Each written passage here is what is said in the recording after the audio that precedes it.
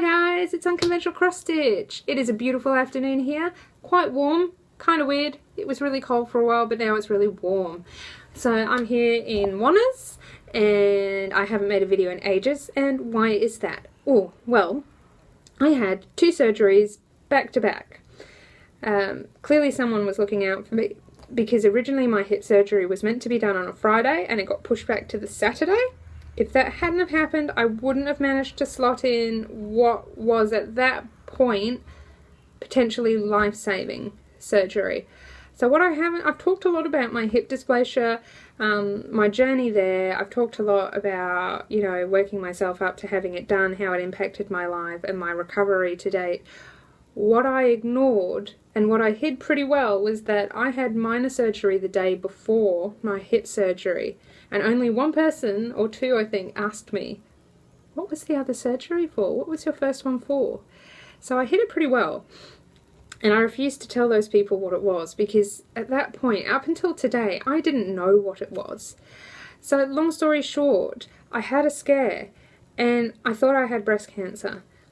I didn't think it myself until I realised there was a problem with my boob, that it was bleeding, something was abnormal. So I went to a GP, I went through test after test after test. So it was up, down, up, down, up, down. You might have cancer. No, wait, the tests say you don't. Oh, we're going to do another test, so you might still have cancer. Oh, wait, we've done another test and we... So we went ultrasound. Yes, there's something going on in there, but we're not seeing the cancer, so we're going to do cytology. Cytology didn't show it, but I'm still not happy. I'm sending you to a specialist surgeon who will make a decision on this because this is out of my league. Alright, cool. So I saw the surgeon. She said what was going on with me was really unusual for someone my age, but I'm not really shocked by that. I seem to have a lot going on for a 32-year-old that most 32-year-olds don't. I am greying. I have the hips of a 50 to 60-year-old easily, and then I have boob problems that we tend to see in people around that age group too for ladies. So surprise, not surprise. So anyway, I had that going on. So I had a lot of stress. I had a lot of worries because obviously the C word is scary. I was trying to figure out, you know, what are my chances then? Will I see my kids grow up? What's going to go on? But pretty much the kind of person that gets thrown something medically and goes, okay, well, I'm just going to have to deal with that. I can't change the diagnosis. I can't change what's going on with me. Let's just deal with it. So I had minor surgery on a Friday, day surgery, so it got knocked clean out. Good drug cocktail, I must say. They removed a duct from my boob and they sent that away. And again, cytology takes a week. So I've had, you know, obviously a number of weeks of waiting because they do the follow-up at 2 weeks. Mine was just over because I chose a closer location to home. So I spent pretty much 2 weeks waiting to find out whether I need an action plan or whether I'm okay. So I saw her today and it's benign. Bravo for me.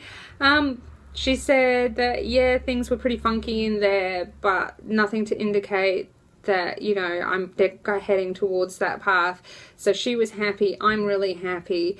It means now I can focus on my hips. So I pretty much on the Friday spent all morning stressing about it, went in, had my boob sliced and diced, had that sewn and stitched and all that jazz up, got home in a pretty dopey state after being under a GA, slept, got up in the morning super early and went straight to my major hip surgery, got knocked out again, was out this time for I think around 4 hours at least. So whew, and then got sliced and diced. It was not a straightforward total left hip replacement because I had worn away that much of my bone. He had to, like my little ball bone, I'm just going to call it for simplicity's sake, they had to chop a huge chunk out of that and then graft it into my hip so that there was actually enough bone for my new little metal socket to fit in there and be held. That's how bad my hip was. So how I was walking or how I wasn't in absolute agony, I don't know, because it was already pretty much, well, he reckons it was halfway out of the socket. It was just floating in nothingness. How was I walking? Who knows? So because of the way that looked, they've gone, oh, you know, you need to do the alternative to hip replacement because we really don't want to deal with that level of screwery again. So it's been a really full-on 2 weeks for me. I have been recovering from boob surgery, not knowing whether I have the big C or not. I've had my hip recovery going on, and then a couple of days ago now it is, I also managed to throw a tantrum with my Tupperware cupboard that wouldn't close and slammed it, thus taking my finger with it. For the record, slamming your finger in a cupboard is way more painful than it ever was in a car. Yep. So that was my own fault. I asked the kids, what lesson did Mummy learn? And they said, Mummy, you learnt don't get angry. And I'm like, yep, yeah. I don't think I've learnt my lesson though. I think I'm still going to get angry, but I'm not going to slam my finger in a cupboard. So that's where I'm up to.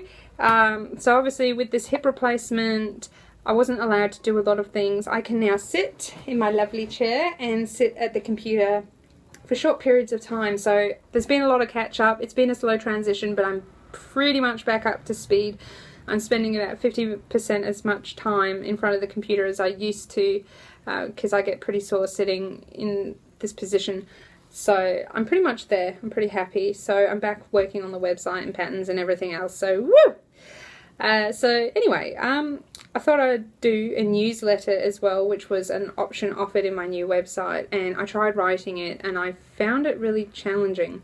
I think most people use a third party like MailChimp, but for me I wasn't comfortable handing over people's emails to a third party like that. I didn't want to do that because, you know, if I do that, are they going to send, you know, my newsletter people marketing? Because I don't want that. I don't want people's information being abused. So I decided to do it old school and just used like an email, my email account, and I just put in my emails that way, and I did it that way without having any third party touching it. But I kind of felt cut off doing it because I wasn't talking to anybody. I was just typing like I was writing a report. So it was still fun, but I think for now I'm still going to do my video blogs. On that note, yes, my video quality is horrendous, but I am working on getting a webcam. But I had to buy stamps this month, so there goes that budget. Oops. Hopefully next month I can afford a webcam so that I can make, I'm looking at where it'll go, I'm that excited, so that I can make nice quality videos, not poopy quality videos done by an iPhone 5 that's in a really old bashed case that I can't take off with a special key that I lost. Whoops. So yeah, that's where I'm at. I got a couple of questions recently about navigating my patterns, so I thought that today's theme would be navigating patterns. And you know, a lot of designers like myself use a similar layout. I know that the program I use is quite popular amongst designers. So without further ado, let's start the coverings. So that's your front cover. Now when you buy an unconventional cross stitch pattern, you pay one price and you get multiples. So you know, it comes in 14, 16, 18, 22 count, and then there's a solid block one that goes to with a symbol overlay for speed stitches. So I try and cater to everybody, and sometimes there's not always a 14 and a 16. If the pattern's too big to really fit, then I'll cut those out and just have like 18, 22 or just 22 count. Of course you can use other counts if you want. They're just the standard counts that I offer it in. So you've got that. So on the front cover you've got your stitch count if you prefer to do by like stitches, and then there's also a size both in inches and centimeters.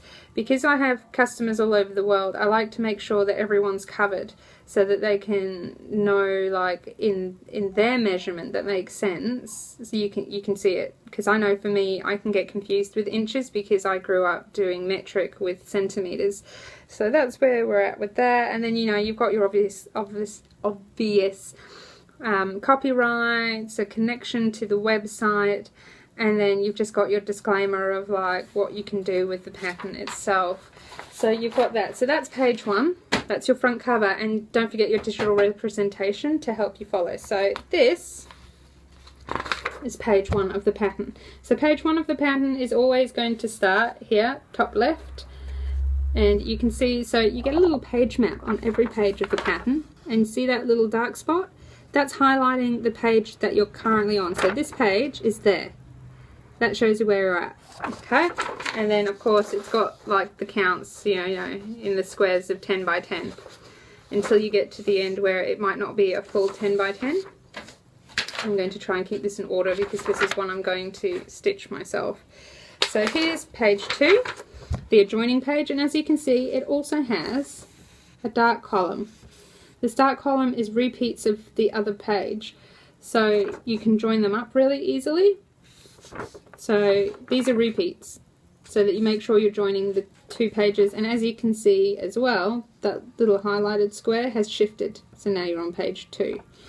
Now you're going to sit here and watch as I go through and look for arrows. So I have found 2 arrows. See the one there? And the one there. So I know that this is the center comp. So I don't get my pages all mixed up, I'm just going to go page by page. So my pattern has printed top row left to right, because everybody stitches differently. Some people like to stitch from the center, and other people like to stitch from the top left. Even when you start from the center, are you going to go left to right or right to left or up and down? And it's the same when you start in the top left. Are you going to go top left down and then up, or down and then down and then down, or are you going to go left to right and then right to left? So the way I do it is I go top left to right, down a row, right to left, down. So that's my method that works for me. So that's how I roll. I've got distracted. I am looking for my center page. So the center page will have 4 little arrows. I like to call them pyramids because they remind me of little pyramids. So, but arrows, pyramids, whatever name you want to give them, whatever works. So, oh, now my fingers are dry and they don't want to go through the pages. So I print single-sided because I butcher mine. I cut mine up and I highlight and I do all sorts of mean, nasty things to my pattern while I'm stitching. So look, here's some more arrows, see? But again, there's only 2 arrows on that page, so that's not our middle. And of course my dry fingers, so I'm just going to be gross and lick my fingers a bit. And, ooh, yeah, there we go, we found the middle. Woo! Alright, this is just slightly off because that's pointing there and that's pointing there. So it's on 2 pages because of the page repeat, but yeah, so I've got 2 pages on with the 4 because of the repeat. So that's the center. So if I sit here, I hope I've got my ruler. My ruler and all my things tend to disappear because the kids seem to think that my office is fair game. It is not. So I might use a blue highlighter here, even though it's going just for illustrative purposes, because don't do what I'm doing though. It's like a bit of a do as I say, not as I do. It's just so that I can show you on there too. So yeah, I'm better off doing it on this one. I'll do this one instead because I've got my 4 arrows. Alright. So these 4 arrows are going to tell me where the exact center is. So we're looking for the intersection between the 2. Alright, so I found my center. I mean, if you want to do it too, that's okay. You just have to be comfortable with marking your pattern. So there we go. There's the dot. That is the absolute center of this pattern. That is the middle. Don't get better than that. So that's what you're looking for.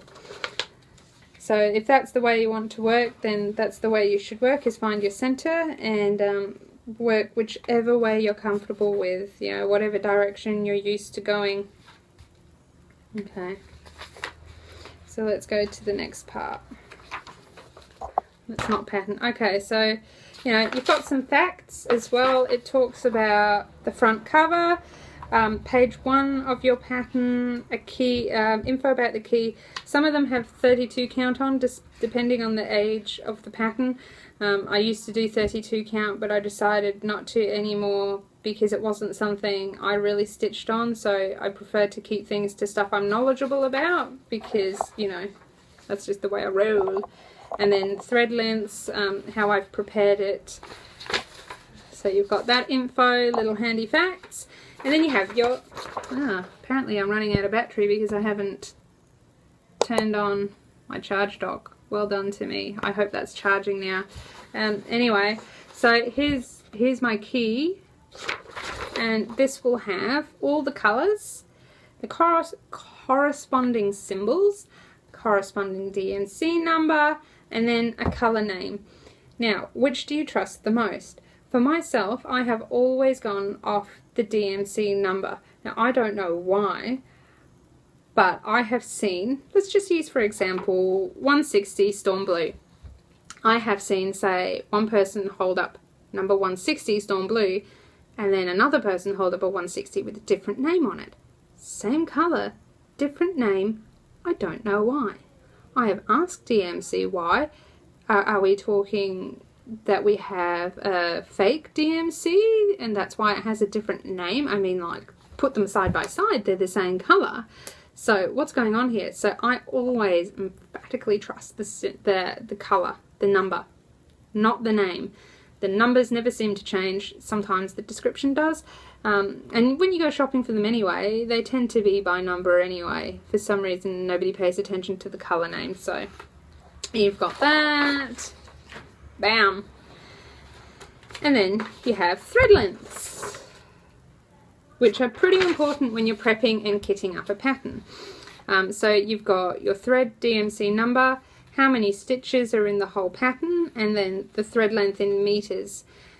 Now again, not everybody works in meters. For thread lengths, some people prefer skeins, some people prefer inches. So I did an Excel sheet that converts it across, so you can pop in the number of stitches and it's going to swap it all out for you and tell you, you know, you'll need a skein, you'll need this, you'll need that.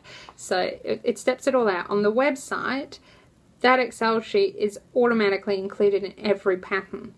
On my Etsy, it's not, because I have a file limitation on how many numbers of files and kinds of files I can attach. So that one, if you buy from Etsy, you have to ask for it and I'll send it through. Or on our Facebook group, I have it there too. If you buy from my website, then you get that automatically with every pattern. So we have that. So that's basically like it. I know for some folks they can find it very intimidating because, you know, when you're going from, say, like the small samplers into something like this, it can be really overwhelming because you've never done anything like this before. So, you know, learning how to navigate can be daunting, because if you get the navigating wrong, of course, like, that's a project wasted. So, you know, I thought this video might help. And I love, by the way, Ziploc bags. I use Ziploc bags for pretty much everything, and I will store my pattern in there, and then when I'm ready to stitch it, I'll retrieve all my smaller Ziploc bags with DMCs in so that I can stitch it. So that's one of the ones I'm going to be doing in the future. I just haven't paired it with a fabric yet, but I think I'm just going to go with maybe a navy blue, I think, maybe.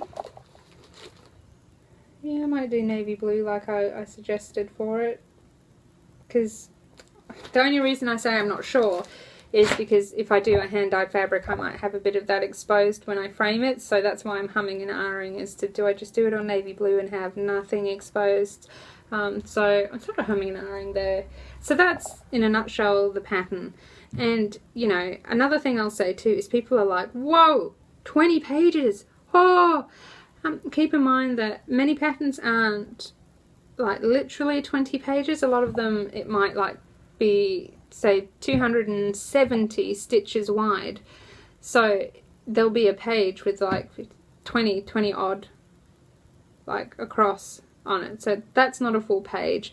If it's like, say, Mr. Tall Hat Ferret, where, well, I have done a version of that, so that's not a good example. Just let's go with Neo Dragon. I'm looking at him now. The Neo Dragon is huge.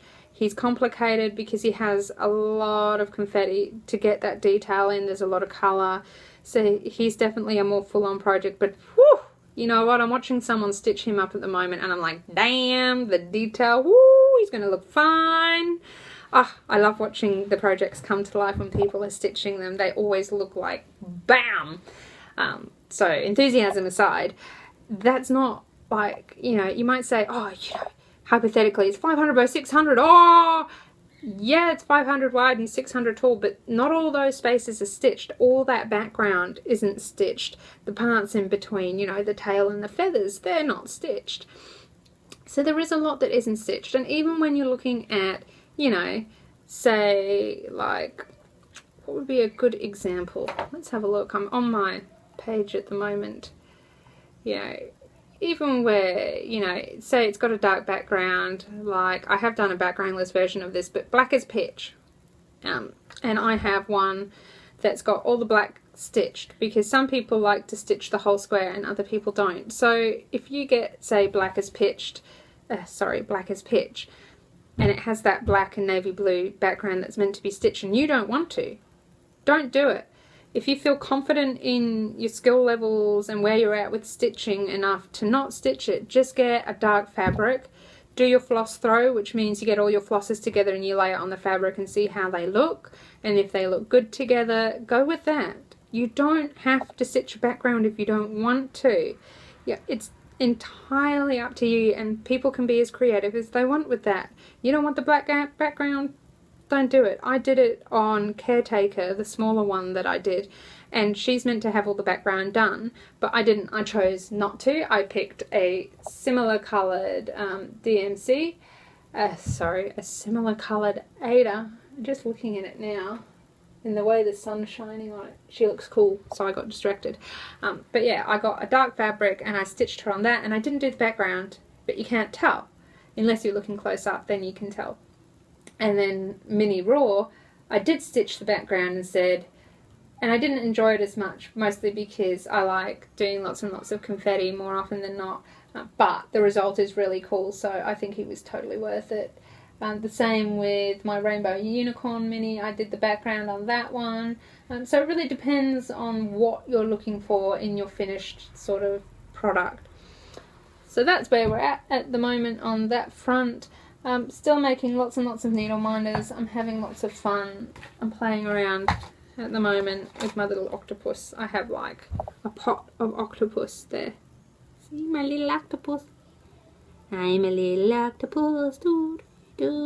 Now I'm just making a fool of myself. Look at me. Yeah, octopus. What else have I got? These are all meant to be putting away, but I've been lazy and just made pots, like literal pots of all the ones I've made, and I'll put them away later and curse at myself for not putting them away when I finish making them. He's one of my favourites too. It's the black finish Kraken. Release the Kraken! Oh no. Oh no, Kraken down!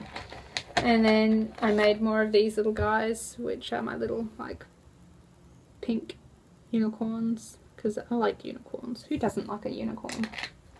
So yeah, I made this little guy for myself. My little steampunk kitty. That's a badge style one, so he's just a bit more lightweight, so figured why not. And I wanted one for my fridge too, so he'll spend his time split between the fridge. I need a bigger fridge to fit all my needle minders on. So yeah, I'm doing that.